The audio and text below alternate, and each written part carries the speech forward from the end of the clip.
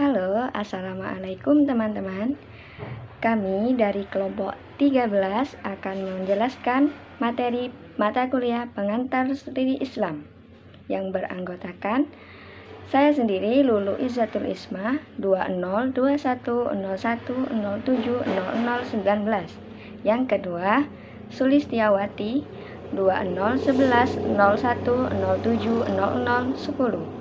Yang ketiga, Muhammad Zainul Rozikin 201101070012.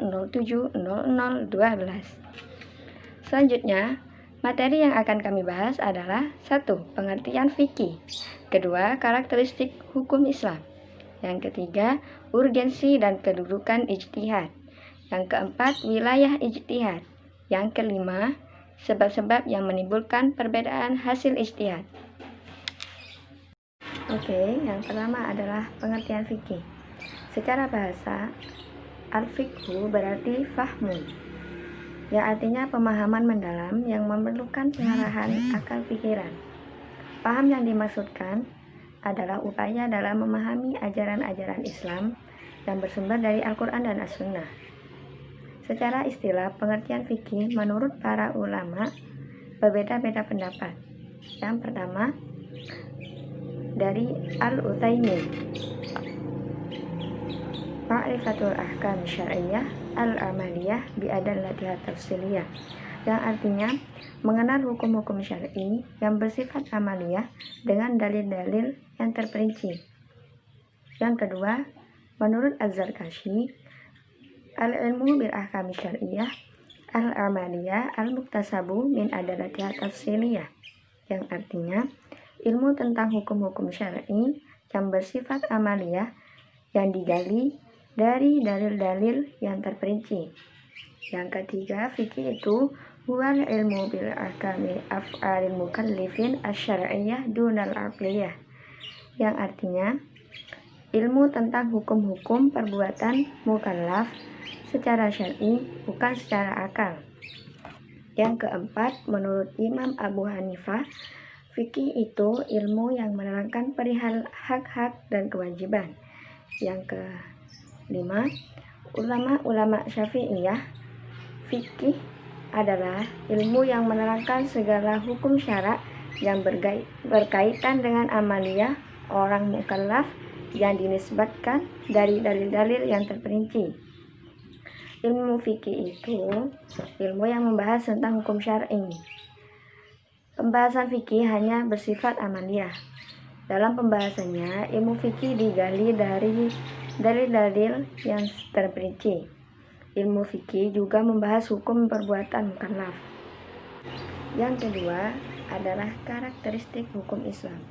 Hukum Islam adalah hukum yang berwatak. Ia mempunyai karakteristik yang berbeda dengan ilmu hukum lainnya. Karakter tersebut merupakan ketentuan-ketentuan yang tidak berubah-ubah, yaitu di mana hukum Islam bersifat takamul, yaitu sempurna, wasatiyah, yaitu seimbang dan harmonis, harokah, bergerak dan berkembang sesuai dengan perkembangan zaman. Sifat dan karakteristik hukum Islam itu ada 5. Yang pertama, sempurna. Syariat Islam diturunkan dalam bentuk yang umum dari garis besar permasalahan. Oleh karena itu, hukum-hukumnya bersifat tetap, tidak berubah-ubah lantaran berubahnya masa dari berlainannya tempat. Yang kedua, elastis. Hukum Islam juga bersifat elastis, yaitu lentur dan luas. Ia meliputi segala bidang dan lapangan kehidupan manusia. Hukum Islam memperhatikan berbagai segi kehidupan, baik di bidang muamalah, ibadah, jinayah, dan lain-lain. Meski demikian, ia tidak memiliki dogma yang kaku, keras, dan memaksa.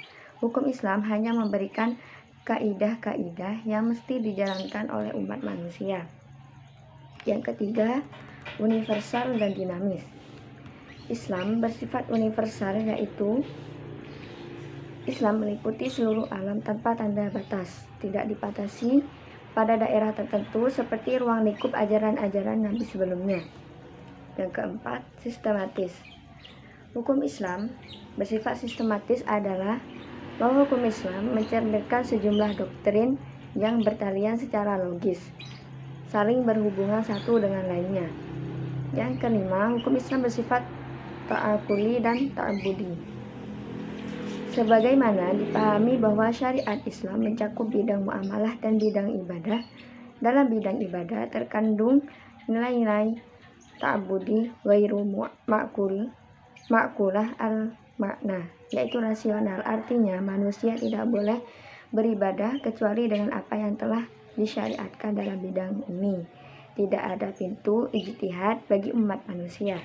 Sedangkan bidang muamalah, di dalamnya terkadang nilai-nilai ta'akuli dan ma'akulah al-makna, yaitu rasional. Artinya umat Islam dituntut untuk berijtihad guna membumikan ketentuan-ketentuan syariat tersebut. Dengan demikian, hukum Islam yang bersifat irasional, aturan-aturan hukum Islam itu sah atau baik karena semata-mata eksistensi kebaikan yang terkandung di dalamnya, bukan karena rasionalitasnya. Terima kasih. Assalamualaikum warahmatullahi wabarakatuh. Perkenalkan, nama saya Sulistiawati, NIM 2011101070010. Di sini saya akan menjelaskan tentang urgensi dan kedudukan ijtihad serta wilayah ijtihad. Sebelumnya saya akan menjelaskan apa pengertian ijtihad. Secara umum, ijtihad adalah usaha sungguh-sungguh yang dilakukan seorang mujtahid untuk mencapai suatu putusan syara hukum Islam tentang kasus yang penyelesaiannya belum tertera dalam Al-Quran dan Sunnah Rasulullah SAW. Ijtihad adalah pengerahan segenap kesanggupan dari seorang ahli fikih atau mujtahid untuk memperoleh pengertian tingkat dan terhadap sesuatu hukum syara hukum Islam. Seorang mujtahid harus berusaha mengerahkan kesungguhannya dalam mencari kebenaran untuk kemudian berhukum dengannya. Dalam melaksanakan ijtihad, para ulama telah membuat metode-metode antara lain sebagai berikut. Yang pertama ijma', yang kedua qiyas, yang ketiga istihsan, yang keempat maslahat al-mursalah. Di sini saya akan menjelaskan tentang qiyas. Qiyas yaitu menetapkan sesuatu hukum terhadap sesuatu hal yang belum diterangkan oleh Al-Quran dan As-Sunnah dengan dianalogikan kepada hukum sesuatu yang sudah diterangkan hukumnya oleh Al-Quran atau As-Sunnah karena ada sebab yang sama. Contoh, menurut Al-Quran Surat Al-Jam'ah, seseorang dilarang jual beli pada saat mendengar azan Jumat. Yang selanjutnya saya akan menjelaskan tentang ijma'.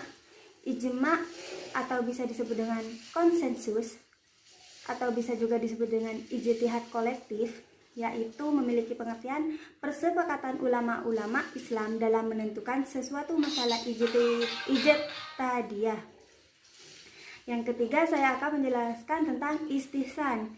Istihsan di sini yaitu menetapkan sesuatu hukum terhadap sesuatu persoalan ijtihadiyah atas dasar prinsip-prinsip umum ajaran Islam seperti keadilan, kasih sayang, dan lain-lain. Dan yang terakhir di sini saya akan menjelaskan tentang mazhalihul mursalah, yaitu menetapkan hukum terhadap sesuatu persoalan ijtihadiyah atas pertimbangan kegunaan dan kemanfaatan yang sesuai dengan tujuan syariat. Dan yang C, syarat orang yang ijtihad. Yang pertama harus mengetahui dalil-dalil syar'i yang dibutuhkan dalam berijtihad seperti ayat-ayat hukum dan hadis-hadisnya. Yang kedua, mengetahui hal-hal yang berkaitan dengan kesohihan hadis dan kedoifan seperti mengetahui sanad dan para periwayat hadis dan lain-lain. Yang ketiga syaratnya yaitu mengetahui nasikh mansukh dan perkara-perkara yang telah menjadi ijma', kesepakatan ulama, sehingga dia tidak berhukum dengan apa yang telah mansukh. Maksudnya mansukh di sini dihapusnya atau menyelisihi ijma'. Yang keempat yaitu mengetahui dalil-dalil yang sifatnya taksis, takyid atau yang semisalnya, lalu bisa menyelaraskannya dengan ketentuan asal yang menjadi pokok permasalahan. Yang kelima yaitu mengetahui ilmu bahasa, usul fikih, dalil-dalil yang mempunyai hubungan umum khusus, mutlak muqayyad, mujmal mubayyan, dan yang semisalnya sehingga akurat dalam menetapkan hukum.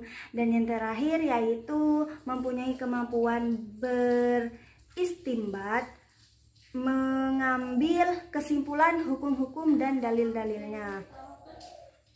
Ijtihad terus berlaku sampai kapanpun dan keberadaannya termasuk dalam bagian ilmu atau pembahasan masalah ilmiah.